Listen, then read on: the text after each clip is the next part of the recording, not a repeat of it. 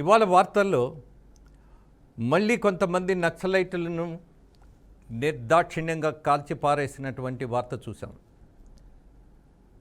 నేను చాలా మామూలుగా ఫర్ ద పీపుల్ అని ఎందుకంటున్నాను అంటే, అది రాజకీయమైనా, అది జర్నలిజం అయినా, ప్రజల కోసం, లేనోడి కోసం, బీదోడి కోసం, బడుగు బలహీన వర్గాల కోసం నిలబడేటటువంటిది అయి ఉండాలి. కానీ నేను నా ఆఫీస్కి వస్తున్నప్పుడు, నా ఛానల్కి వస్తున్నప్పుడు రోడ్లో ఒక భవనం కనపడుతుంది. అత్యంత ఖరీదైనటువంటి భవనం హైదరాబాదు నగరంలో. ఎవరిదది? సుబ్బిరామిరెడ్డి అని ఒక ప్రధాన రాజకీయ నాయకుడు, ఎంపీగా చేసినటువంటి నాయకుడు. ఆయన ఏం చేశాడో తెలుసా? ఆయన నష్టపోయాడట. అందుకని 700 కోట్లకు పైగా మాఫీ కావాలని అడగగానే మాఫీ చేసేశారు. కానీ ఆయన ఖరీదైనటువంటి భవనంలోనే ఉంటాడు, ఖరీదైన కారులే వాడతాడు, ఖరీదైనటువంటి జీవన విధానంలోనే ఉంటాడు. యూ టెల్ మీ ఒక కిరాణా షాపు నడిపేవాడు డబ్బులు కట్టకపోతే ఆ షాపు అతనికి మిగలదు. బ్యాంకు వాళ్ళు వేలం వేసి అతన్ని బయటికి పంపించి భిక్షగాడుగా మారేటటువంటి పరిస్థితి ఉంటుంది. మరి ఇది ఎక్కడ? ఇదే న్యాయం? అలాగే నక్సలైట్లు ఎప్పుడు, ఎందుకు ప్రారంభమైంది? ఎక్కడ దోపిడీ ఉందో, ఎక్కడ ఆధిపత్యంతో లేని వాళ్ళను తొక్కేస్తున్నారో, ఎక్కడైతే సహజ న్యాయం లేదో, ఎక్కడైతే ప్రజలు ఇబ్బంది పడుతున్నారో, ఎక్కడైతే క్రూరమైనటువంటి పద్ధతిలో కొంతమంది ఆధిపత్యాన్ని వహించారో అక్కడ నక్సలైట్ పుట్టుకొచ్చాడు, అక్కడ ప్రశ్నించేవాడు పుట్టుకొచ్చాడు.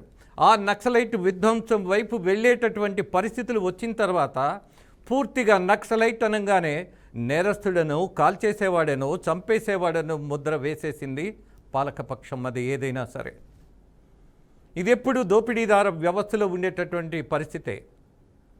అరిచేవాడిని ప్రశ్నించేవాడికి ఒక ముద్ర వేస్తారు. అలాగే నక్సలైట్ అని అంటే అది విధ్వంసమైంది అన్నటువంటి ముద్ర పడింది. వాళ్ళ పొరపాట్లు కూడా అలాగే కనపడ్డాయి, జరిగాయి కూడా. బట్ ఒక సిద్ధాంతం కోసం ప్రాణాలు అర్పిస్తూ అడవిలో వాళ్ళు చావడానికి కూడా సిద్ధపడి యుద్ధం చేస్తున్నారు. అది చట్టబద్ధత కాదు, ఫైన్, నిజమే, దాన్ని ఒప్పుకుందాం. కానీ మార్పు కోసం ఒక ప్రయత్నం చేస్తున్నప్పుడు, అలాగే ప్రభుత్వం కూడా వాళ్ళని ఎక్కడ పడితే అక్కడ కుక్కల్లా కాల్చేసేటటువంటిది ప్రజాస్వామ్యం కాదు. కాల్చటమే విధానం కాదు, చంపటమే పరిష్కారం కాదు. మరేం చేయాలి? మార్పు కోసం ప్రయత్నించేటటువంటి బాధ్యత ప్రభుత్వం తీసుకోవాలి. ఎట్ ద సేమ్ టైం ఆర్థికమైనటువంటి దోపిడీకి పాల్పడిన వాళ్ళను వదిలేస్తున్నాం. నేను అందుకే సుబ్బిరామిరెడ్డి లాంటి విషయాన్ని కూడా ఇక్కడ ఉదహరించా. అలాగే విజయ్ మాల్యా, నీరవ్ మోడీ, వీళ్ళందరూ హ్యాపీగా విదేశాలలో అత్యంత ఖరీదైనటువంటి జీవన విధానంలో, భవంతుల్లో లగ్జరీగా బతుకుతున్నారు. వీళ్ళెవరు? దేశాన్ని దోచేసిన వాళ్ళు. అలాగే దేశాన్ని దోచిన వాళ్ళను, ప్రశ్నించిన వాళ్ళను మనము ఉరి శిక్ష కంటే నీచమైనటువంటి శిక్ష వేస్తున్నాం. ఆలోచించాలి. ఎవరిని వదిలేస్తున్నాం, ఎవరిని శిక్షిస్తున్నాం? అలాగే చట్టం పేరుతో ఎవడెవడు దోచేసి తప్పుకుంటున్నాడు. నేనన్నట్టుగా, ఇంతకుముందే మాట్లాడినట్టుగా స్వాములు రాజకీయంతో కలిసిపోయారు. ఆ స్వాములకి హిందూ ధర్మ సిద్ధాంతం కంటే కూడా వచ్చే ఆర్థిక ప్రయోజనాల మీద విపరీతమైనటువంటి మోజుంది. బికాజ్ వాళ్ళ పీఠాధిపతులు ఆక్రమించినటువంటి భూములు కూడా ప్రజలవే, ప్రభుత్వాలవే. వాళ్ళకి మాత్రం ఏమీ విచారణ ఉండదు, శిక్షలు ఉండవు. ఎందుకని? స్వామి కాబట్టి. సో ఈ కంపారిజన్ తీసుకురావాల్సిన పరిస్థితి అనిపిస్తోంది. నక్సలైట్ అనేవాడిని కాల్ చేస్తున్నాం ఎందుకనంటే అతను రాజ్యాంగ వ్యతిరేకమైనటువంటి శక్తిగా మారాడు కాబట్టి.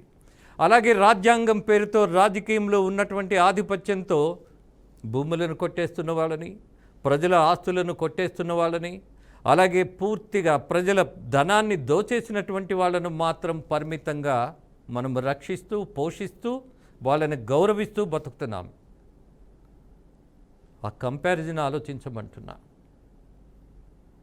ఎనీహౌ, మనం ఇవాళ తీసుకున్నటువంటి 2 టాపిక్ల్లో, ఒకటి కల్తీ నెయ్యికి సంబంధించి నెయ్యే లేనటువంటి పదార్థంలో ఉన్నటువంటి నేరస్తులను గుట్టు బయటపడ్డాక, ఆ నేరస్తులే ఒప్పుకున్నాక ఐ మీన్ ఆ దోషులే ఒప్పుకున్నాక వాళ్ళు నేరస్తులయ్యారు. అందుకే నేరస్తులు అంటున్నా.